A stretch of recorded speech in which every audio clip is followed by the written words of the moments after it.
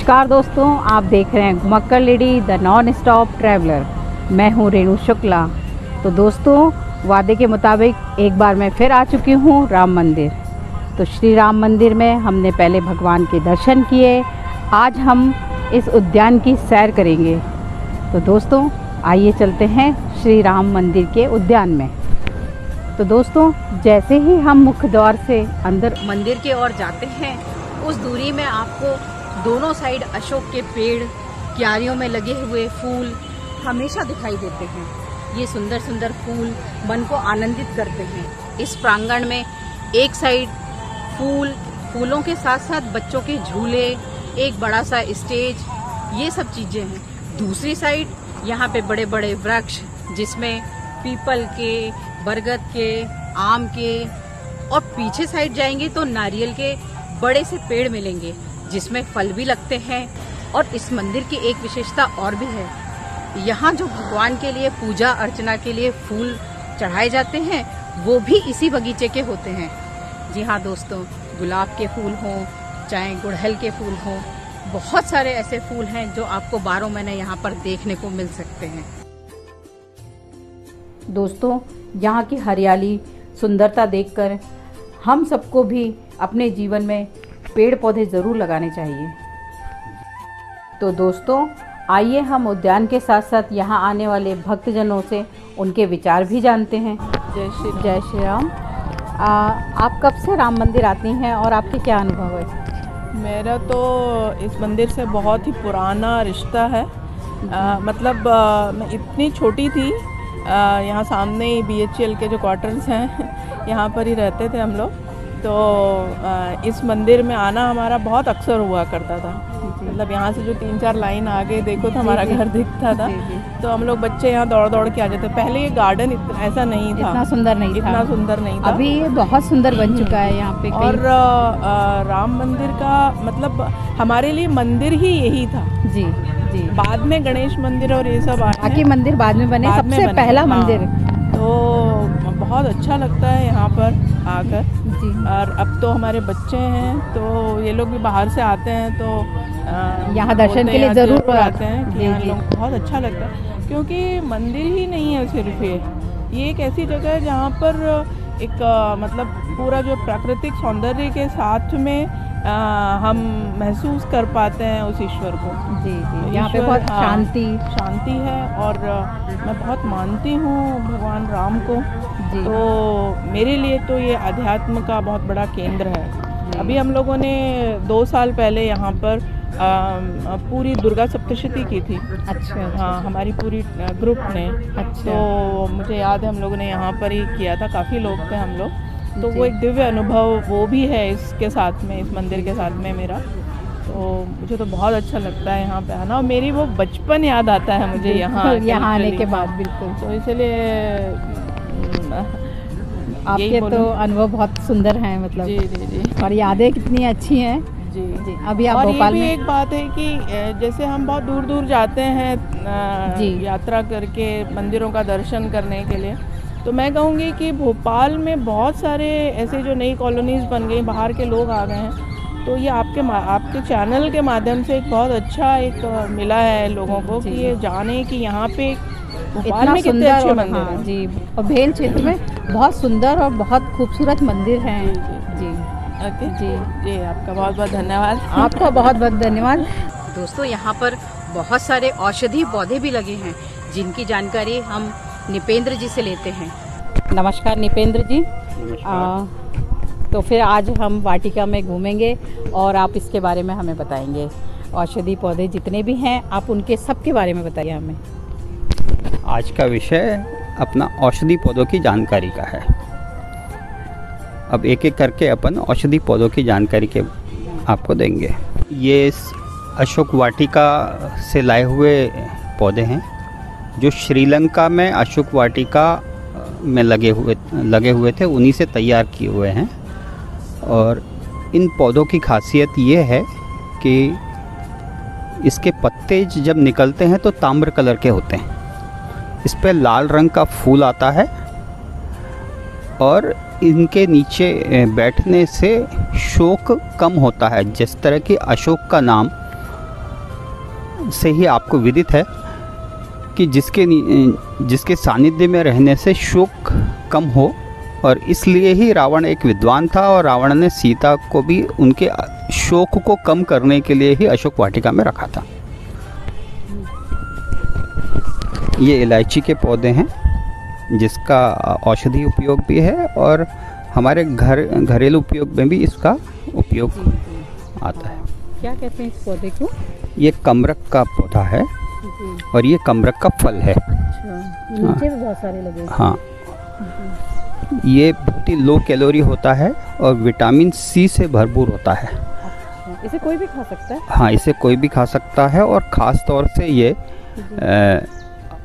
हृदय रोग वालों के लिए बहुत ही अच्छा फल है।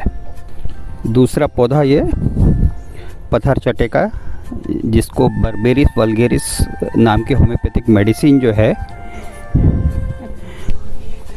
बर्बेरिस वल्गेरिस नाम के होम्योपैथिक मेडिसिन इससे बनाई जाती है, जो कि यूटीआई संबंधित बीमारियों में और पथरी के लिए भी इसका उपयोग होता है। हाँ, ये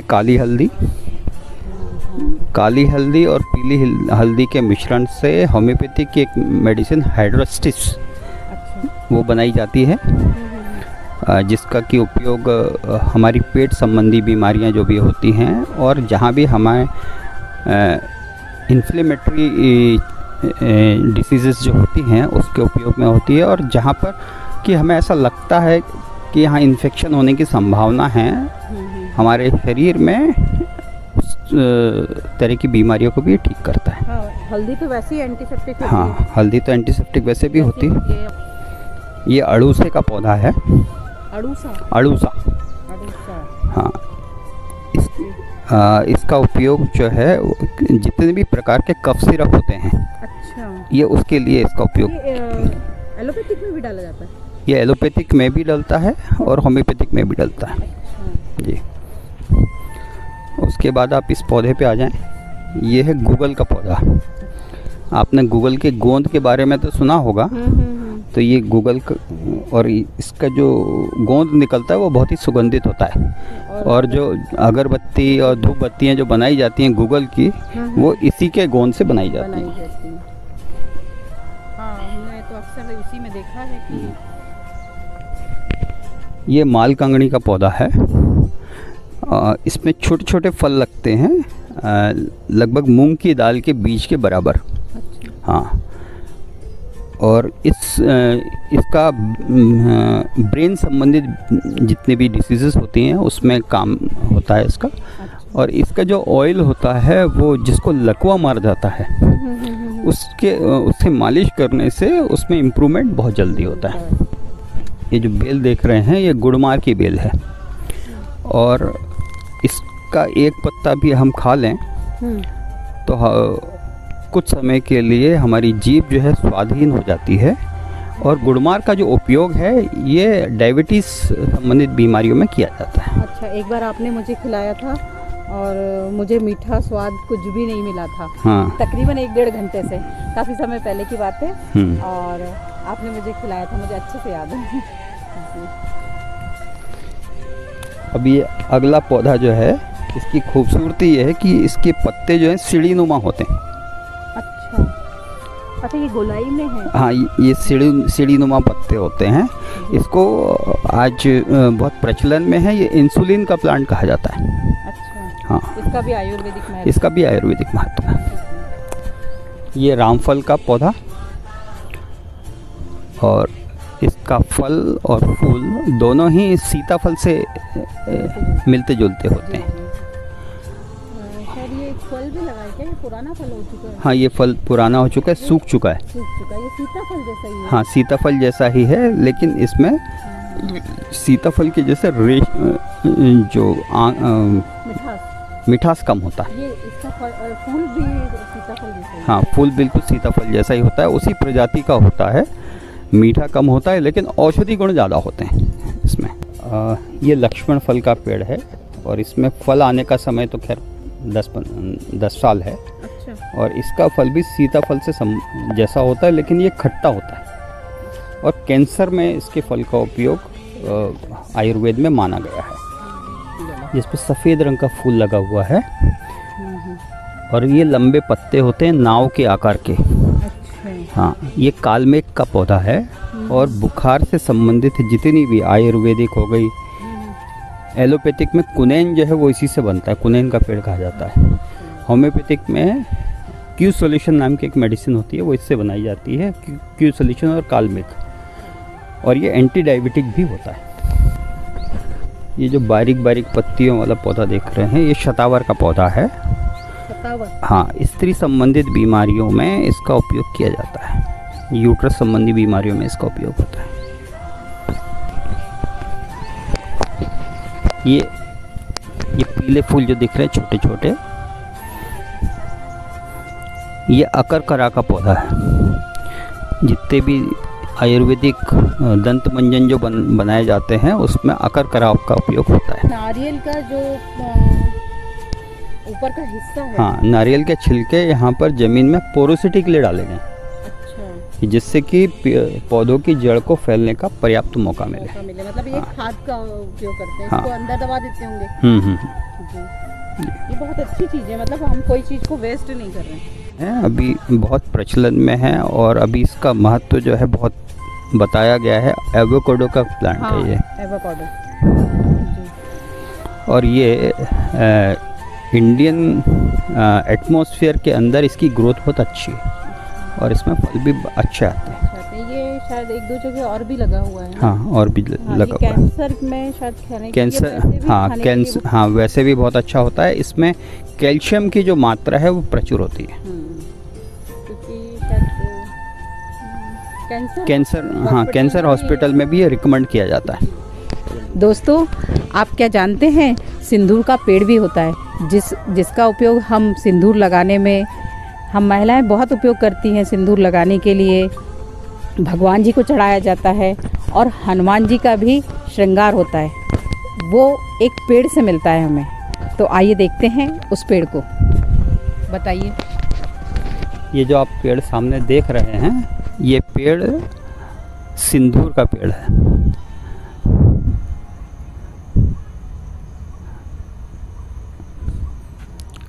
और इसमें जो छोटे छोटे फल लग रहे हैं वही उसी से सिंदूर बनाया जाता है। हाँ, वो फल जब पक जाते हैं तो उसको फोड़ा जाता है, तो उसी में से, उसके अंदर से ही सिंदूर निकलता है।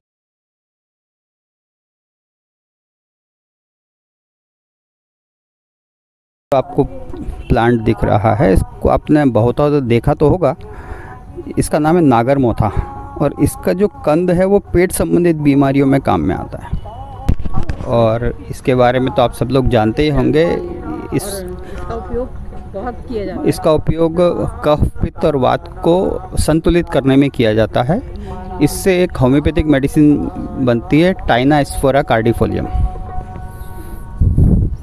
जो आप छोटी सी बेल देख रहे हैं, ये जो गोल गोल पत्तों वाली जो आप बेल देख रहे हैं, ये है मांडूक पर्णी, नील मांडूक पर्णी। इसका उपयोग नर्वस सिस्टम संबंधित बीमारियों में किया जाता है। ये पाषाण भेद का पौधा है, ये कर्नाटका से मंगाया गया था और इसमें बैगनी रंग के बड़े ही सुंदर फूल आते हैं। और जैसा कि उसका नाम से विदित है कि पाषाण भेद मतलब कि पत्थर को गला देने वाला, तो ये पौधे का उपयोग हमारे शरीर में किसी भी प्रकार की गठान, ट्यूमर, उसके उपयोग में किया जाता है। और साथ ही में एक चीज़ और आपको बता दूं कि कोई भी औषधि हम बिगर वैद्य के सलाह के नहीं लेना चाहिए हमें, क्योंकि उसमें उसकी मात्रा के अनुसार ही उसका उपयोग होता है। और कौन से पेशेंट को कितनी लेनी चाहिए, कितनी मात्रा में लेनी है और कब लेनी चाहिए, ये वैद्य ही अच्छे से बता सकते हैं। तो हम इसलिए दे रहे हैं कि ये औषधि, हम तो औषधि पौधों की पहचान के लिए आपको ये जानकारी दे रहे हैं बस। हाँ, और धीरे धीरे लुप्त होती जा रही है। हाँ। ये चीज़ें हमारे जो मतलब पुराने जो आयुर्वेद के जो वैद्य थे, या जो पुराने वैद्य लोग एक असाध्य रोगों का भी इलाज कर पाते थे जी। तो ये सारी चीज़ें जो हमारे जीवन से धीरे धीरे लुप्त होती जा रही हैं, ये सब उनकी जानकारी देने के लिए। जी जी। दोस्तों, ये विधारा का फूल है। ये देखिए कितना सुंदर फूल है, अंदर से पर्पल कलर। और आप कब से आ रहे हैं? मैं तो शादी के बाद से यहाँ पे आना चालू कर रही हूँ और हस्बैंड ने ही बताया था इस मंदिर के बारे में, वही लेके आए थे, उन्हीं के साथ आई थी यहाँ पे।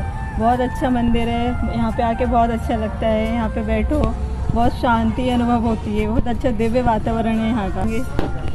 और आप बताइए। मेरे लिए तो देखिए, हम तो अभी ये अयोध्या में राम मंदिर वगैरह सुन रहे हैं। मेरे लिए बचपन से ही यही राम मंदिर रहा है। ओके। मतलब मैं BHL के बचपन से यहीं पे पला बड़ा हूँ। यहाँ से जब भी स्कूलिंग मेरी यहीं की थी, तो जब भी आते जाते थे हम तो मंदिर में जरूर आते मंदिर में। हाँ, हाँ। यही रास्ता था, तो मंदिर एक बार जरूर आते थे। मतलब राम मंदिर हमारे लिए यही राम मंदिर है एक तरीके से। अयोध्या का राम मंदिर हम तो बाद में जाएंगे जब भी बनेगा। पहला राम मंदिर तो यही हमारे लिए। जब भी यहाँ आते थे, जब भी कभी ऐसे दुखों से वो हो जाते थे, मतलब बहुत सैड सा हो गया, डिप्रेशन सा फील हुआ, तब भी जाते थे यहाँ पे आके मतलब बहुत पॉजिटिविटी फील होती है। जो मन में जो भी नकारात्मक सोच है, विचार है, पॉजिटिविटी मिलती है एक यहाँ पे आके। यहाँ का प्रांगण बहुत सुंदर है। बहुत बहुत बहुत अच्छा प्रांगण है यहाँ। आप मतलब कभी भी ऐसा नहीं, आप चाहे तो एक उसके जैसे किसी को वो नहीं, अगर आप इधर आओ तो एक पिकनिक टाइप का भी जैसे फील हो जाता है, वैसा फीलिंग भी आ जाती है। जितने सारे पेड़ हैं, हरियाली है, बहुत नेचुरल सारी चीज़ें यहाँ बहुत है। आम के पेड़, नीम के और फल फ्रूट के, और दूसरे शायद यहाँ साफ सफाई बहुत है। साफ सफाई, हरियाली, मन को सुकून मिलने। औषधीय पेड़ भी यहाँ पे काफ़ी हैं। मतलब जो जानकारी आपको कहीं नहीं मिलेगी शायद, वैसे पेड़ की कौन से पेड़ से क्या औषधि बनती है, वो किस काम में आते हैं, वो आपको यहाँ पे देखने को मिलेगा। Thank you. तो दोस्तों, मंदिर के इस विशाल प्रांगण में जो फूल, पेड़, पौधे आप देख रहे हैं, ये हमें आलोक गुप्ता जी, मयंक राव जी और निपेंद्र जी के सहयोग से उपलब्ध हुए हैं। मैं इनका और साथ ही मंदिर के सभी सदस्यों का धन्यवाद करती हूँ। ये मंदिर ISBT से और हबीबगंज रेलवे स्टेशन से लगभग 4 किलोमीटर की दूरी पर भेल के बरखेड़ा में स्थित है। तो दोस्तों, मेरे चैनल को लाइक, शेयर और सब्सक्राइब करिए और देखते रहिए घुमक्कड़ lady the non stop traveller. मैं हूँ रेणु शुक्ला। आप सभी का धन्यवाद।